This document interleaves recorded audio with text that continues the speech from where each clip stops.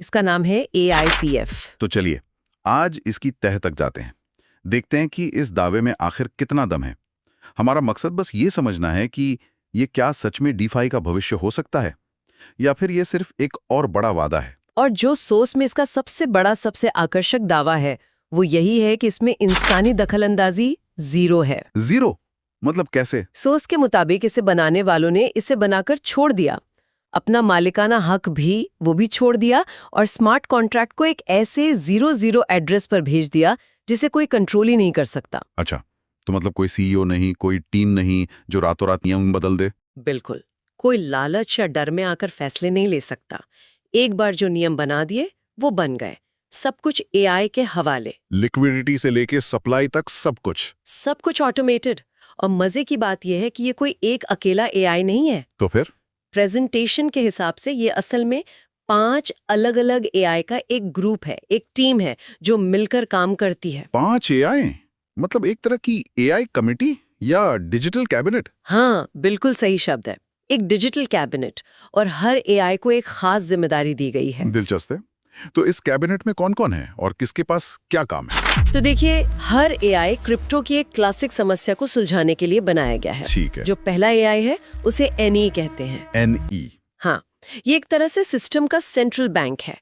कब नए कॉइन बनाने हैं और कब मार्केट से कॉइन वापस खरीदकर उन्हें जला देना है, मतलब सप्लाई को कंट्रोल करना, ये सब उसी का काम है। ठीक है, तो एक हो गया सप्लाई कंट्रोलर, ताकि बहुत ज्यादा कॉइन मार्केट में आके कीमत न गिरा दे। बिल्कुल।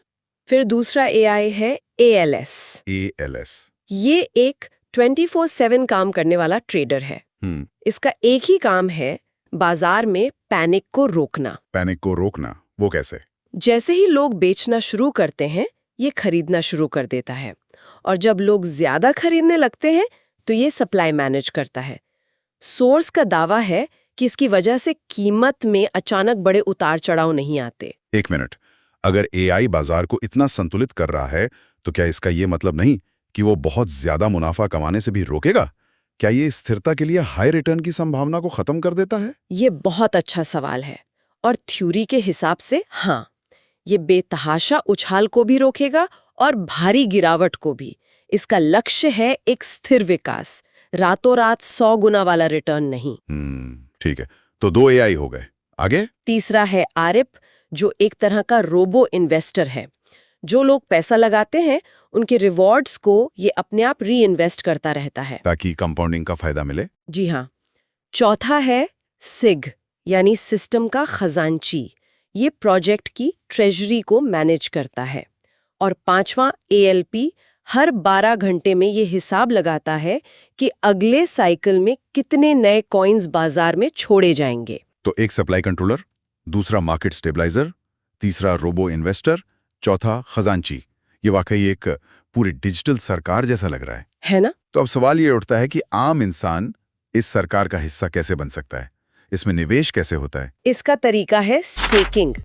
मतलब सोर्स बताता है कि लोग AIPF कॉइन खरीदते हैं और उन्हें सिस्टम में एक तरह से लॉक कर देते हैं। और उस लॉकिंग के बदले रिवॉर्ड मिलता है। हाँ, और रिवॉर्ड इस बात पर निर्भर करता है कि कॉइन कितने समय के लिए लॉक किए गए हैं। मतलब जितना लंबा कमिटमेंट उतना बड़ा फायदा। बिल्कुल।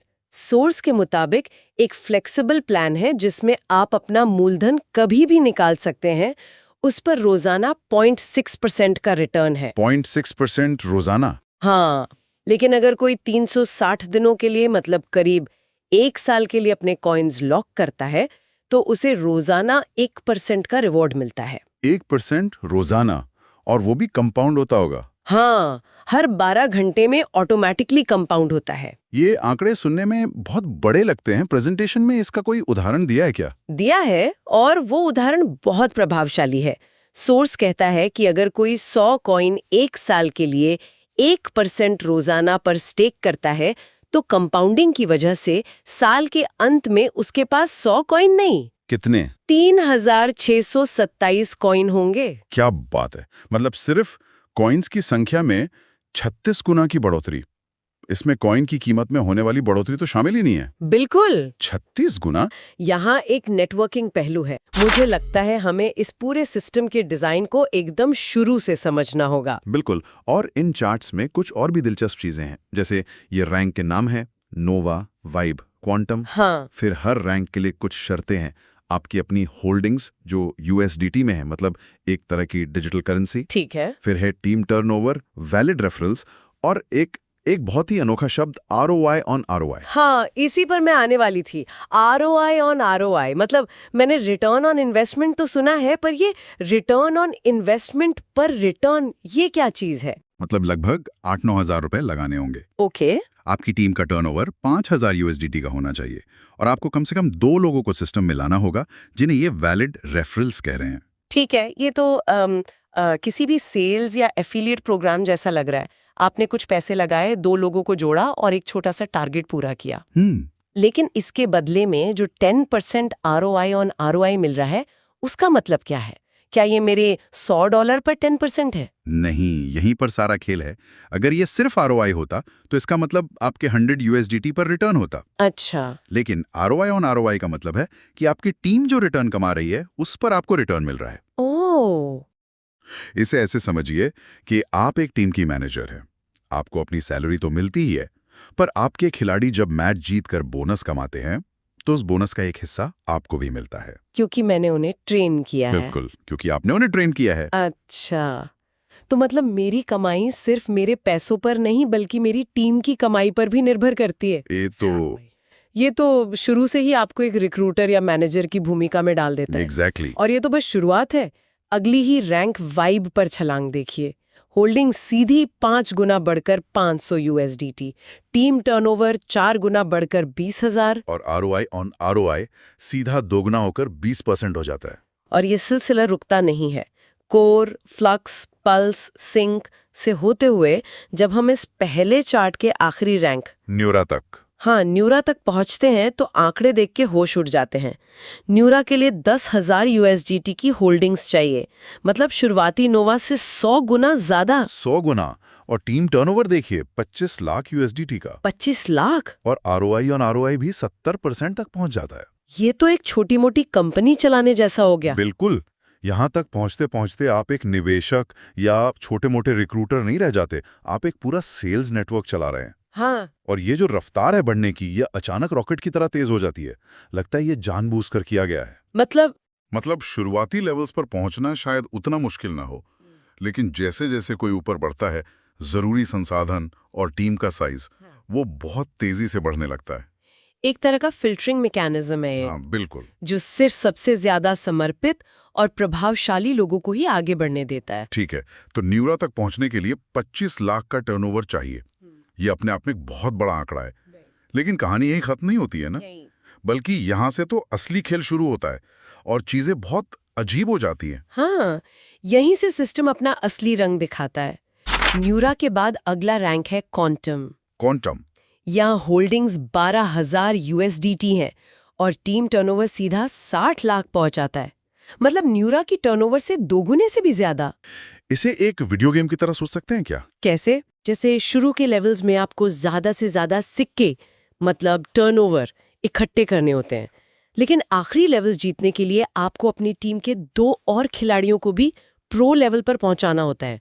आप अकेले नहीं जीत सकते। बहुत बढ़िया एनालॉजी है, बिल्कुल यही हो रहा है।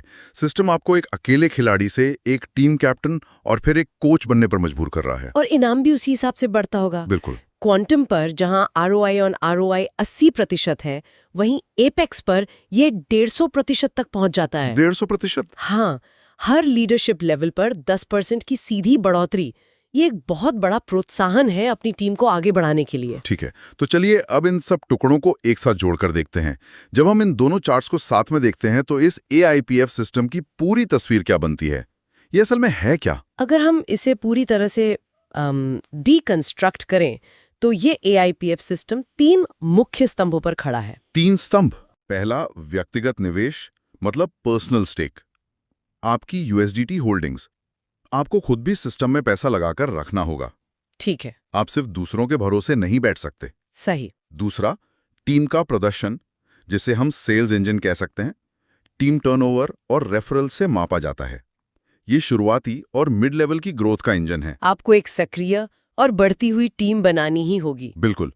और तीसरा, जो शायद सबसे महत्वपूर्ण और अनोखा है, लीडरशिप डेवलपमेंट, एक लीडरशिप फैक्ट्री। ऊंचे स्तरों पर आपकी तरक्की इस बात पे निर्भर करती है कि आप अपनी टीम के सदस्यों को कितना प्रमोट कर पाते हैं। और इन तीनों स्तंभों को एक साथ चिपकाकर रखने वाला गोंद है ROI ऑन ROI। अब ये शब्द ज्यादा समझ में आ रहा है। ये सिर्फ एक कमीशन नहीं है, नहीं, ये इस पूरे इकोसिस्टम का ईंधन है। एकदम सही। ये शब्द ही इस संरचना की आत्मा है। ये सुनिश्चित करता है कि हर स्तर पर हर व्यक्ति की सफलता उसकी टीम की सफलता से जुड़ी हो। आपकी कमाई सिर्फ आपकी नहीं है, ये आपकी पूरी टीम के प्रदर्शन का नतीजा है। ये एक ऐसा इकोसिस्टम बनाने की कोशिश है, ना कि सिर्फ एक रैंकिंग की सीढ़ी जहां आप दूसरों को नीचे धकेलकर ऊपर चढ़ते हैं। यहाँ आपको दूसरों को ऊपर खींचना पड़ता है। खींचना ही पड़ता है। मतलब रणनीति हर लेवल पर पूरी तरह से बदल जाती है। अब मैं अपनी कमाई निकालना चाहता हूँ, क्या होता है? हाँ, तो जैसे ही आप विड्रॉ बटन दबाते हैं, खेल शुरू होता है। सिस्टम आपसे पूछता है कि आप कितनी जल्दी पैसा चाहते हैं। मतलब? अगर आपको तुरंत निकासी चाहिए तो आपको 20% की भारी भरकम फीस देनी होगी। 20%? जी हाँ, लेकिन अगर आप 60 दिन इंतजार करने के लिए तैयार हैं तो ये फीस 0 हो जाती है और बीच में अलग अलग दिनों के लिए अलग अलग फीस है। तो धीरे धीरे पैसे रिलीज करने का लॉजिक तो समझ आता है, ताकि मार्केट में अचानक सप्लाई ना बढ़े। लेकिन 60 दिन तक इंतजार कौन करेगा? ये एक तरह से सिस्टम को स्थिर रखने का तरीका है। लेकिन सबसे जरूरी बात यह है कि आप कोई भी विकल्प चुने, पैसा आपको एक साथ कभी नहीं मिलता। अच्छा। वो रोजाना छोटी छोटी किश्तों में रिलीज होता है। अगर आपने 10 दिन का विकल्प चुना तो आपकी कुल रकम 10 दिनों में बराबर हिस्सों में आपके वॉलेट में आएगी, ताकि बाजार में कभी भी एक साथ बड़ी बिकवाली का दबाव ना बने। बिल्कुल ठीक है, यहाँ तक तो सब ठीक था, लेकिन अब वो हिस्सा आता है, ये टर्बो स्वैप। हाँ, तो चलिए देखते हैं हम इसे कुछ मिनटों में समझ पाते हैं या नहीं। कोशिश करते हैं। ये वाकई थोड़ा घुमावदार है। तो मान लीजिए आपकी निकाली हुई राशि किश्तों में आपकी एक खास टर्बो वॉलेट में आ गई है। ठीक है। अब आप उसे असल में बेचना चाहते हैं, मतलब AIPF को USDT जैसे स्टेबल कॉइन में बदलना चाहते हैं। ठीक है। यहीं पर टर्बो स्वैप काम आता है।